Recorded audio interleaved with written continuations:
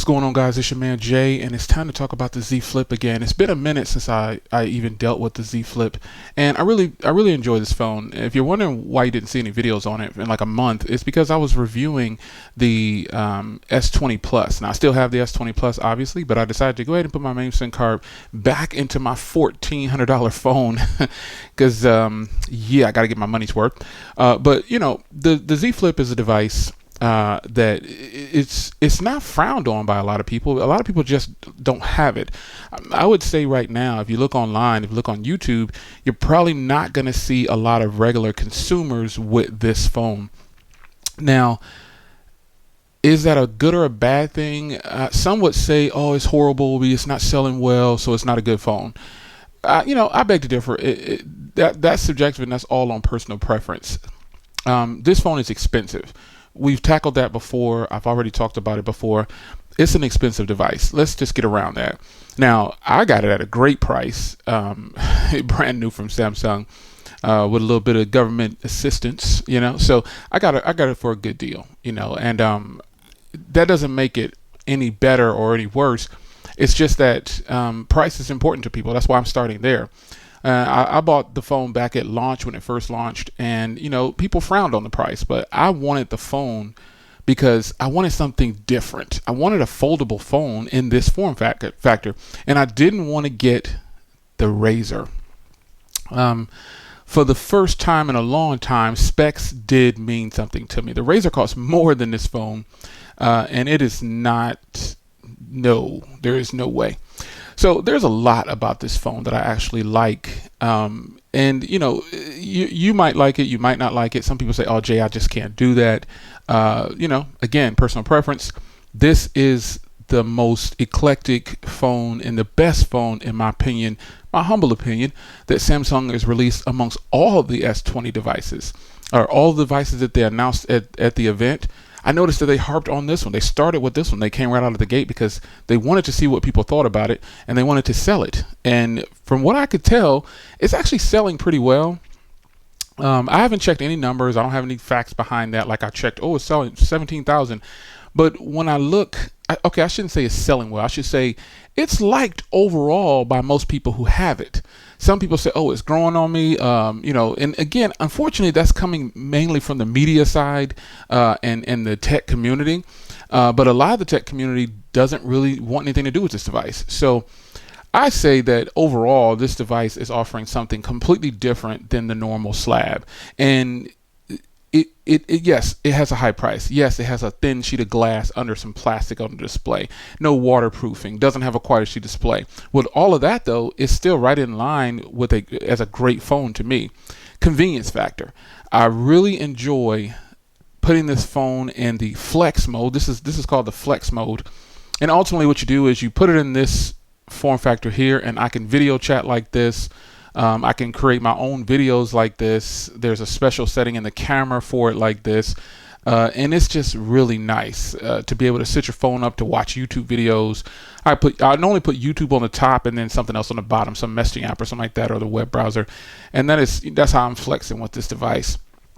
It is definitely a winner when it comes to a dual screen multitasking. I really like it. And even when speaking of dual screen multitasking, you can actually slide over and you can put multiple apps. You can just put any app on the actual dual screen setup. And that's something that a lot of people just probably wanted on all Android phones, and you got it. But with this phone, it's just a little bit easier. I like how it's done. I guess it's not easier. I just like how it's done with this device. I'm wowed by this phone. And I'm at a point with cell phones where they've plateaued to a point where it's only so much I can do with a slab. So why not give me something different? Yeah, I had to pay a healthy price initially to get this, but I like it overall. I like the fact that you can sit it up on its own. I don't need to touch it to do things. And if you enable Bixby, it's really nice. I like that you can control the phone pretty much without opening it. It does have a single bottom firing speaker, but the speaker is plenty loud. The display itself is a beautiful display. I don't have any quarrels about the display. Samsung makes some of the best displays, and that's just what it is. Now the cameras on here, I actually said in a previous video for the camera review, there's nothing special about these cameras. And I say that in the fashion of they didn't do anything to wow us with these cameras. They were focusing more on the form factor and trying to wow you that way. However, the cameras are not bad. You've got a wide angle camera on both front and rear, and the rear has an ultra wide. So, and they're not bad at all. I think they compete with most cameras out today. And I don't think you'll be disappointed with these cameras. But, when I say, there's nothing special, there is nothing special about them. They're just going to perform well. Now, the fingerprint reader is built into the power button. I think that's pretty nice. It's actually a pretty fast,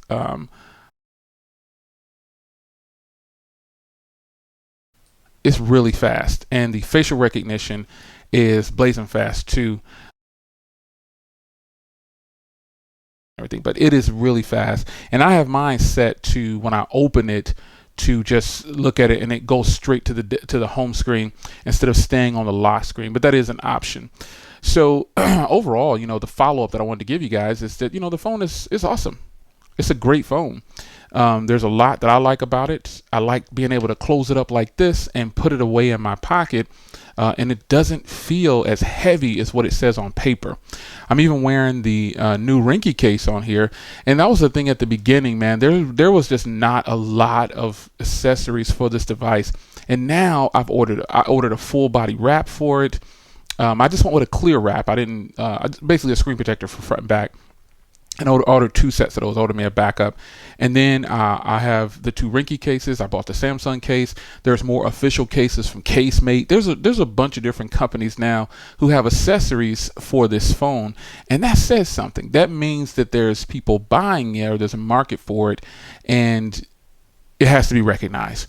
Now, should you buy this phone? Well, a little over a month ago, I told you it's not ready for prime time and you probably shouldn't buy it right away. Well, fast forward to today, not using this phone regularly like I was doing initially, it got to me. So in my review phase for the S20, if I didn't say it before, that's the only reason I put this phone aside for a second, is because I really wanted to focus on the S20 Plus and give you some kind of real world 3-week testing of the device. And I think I've had that phone for over a month now, and it's good. It's a solid phone. There's nothing wrong with it really. Overall, it's a solid device. But this phone right here has that wow factor that every time I've taken this phone out and if someone sees me open it up, they're like, whoa, that is incredible. Even when I went to the AT&T stores, most of the reps had never even touched it. They either don't have the phone or they have it encased in this big glass display, and they're not allowed to touch it, along with the Galaxy Fold. So I think that's kind of lame that they can't really show the customers and demo it, but that's the way AT&T is choosing to handle it. But obviously I bought the unlocked version, but I did go in there initially looking for cases and things like that, and all they had was the Casemate, which was $40, but now it's on sale for $32. But Rinky has come through and it feels just like this Rinky. It just has a tab in the back or something like that. It was kind of, no, it had the 2 pieces. That was the holder. I don't know why I thought I had a tab on there, but when you take it out of the box, I tried it on, it had like this thing in the middle of it, and I was like, what? But nonetheless, it feels the same. The leather case for this phone is your best option. I bought the leather case. I think it cost $80. That is the best option right now. The OtterBox for this phone, shout out to the OtterBox crew. There is an OtterBox for this phone. It is $80 also. It's I think it's $70, and it'll come to almost 80 with tax for me. But I want to follow up with you guys on this phone because there's a lot about this phone that a person is going to complain about. Like the borders around it are a little bit larger than normal, but that's because they had to wrap the screen to protect it. And I'm not making excuses for it. It is what it is. But I think that overall, if a person were to get this phone now, later on, I'm going to tell people, go ahead and try it. You really should try it if you can. If you don't mind paying monthly for it, now obviously I bought the unlocked version, but if you can buy it and if you want to buy it and you have to finance it, I would tell a person finance this over the other Galaxy Fold. Now some people are going to say, well, Jay, that's a tablet. That phone is huge in the pocket. It's a bulky phone in the pocket, and this isn't. So if you've never experienced the Galaxy Fold second edition, the second version of that bigger one for the tablet, it's a hefty device. This, on the other hand, is really nice. Now, the screen on the front, when you hit the thing, double press the power button, you swipe over and it'll go to the Y screen, and you can literally just press the volume button to take a picture. And it comes out great when you open it up, because you're getting a picture from the outside cameras. This is a really solid picture, and I just feel like, with technology today, I don't think that too many phones are going to wow me unless they have something just going to shake the industry like this. Now, whether this phone, like I was saying earlier, I think is selling well. Well, again, I don't know if it's actually selling well, but I think it's being well received, better than a lot of the other Samsung phones that are coming out. The other Samsung phones they're getting an okay nod, and then the Ultra, people are really crapping all over that phone because of the cameras. But this phone is there. I've seen a few consumers with it on YouTube, but I think they're really like YouTubers on the low, because they got a lot of stuff on their channel.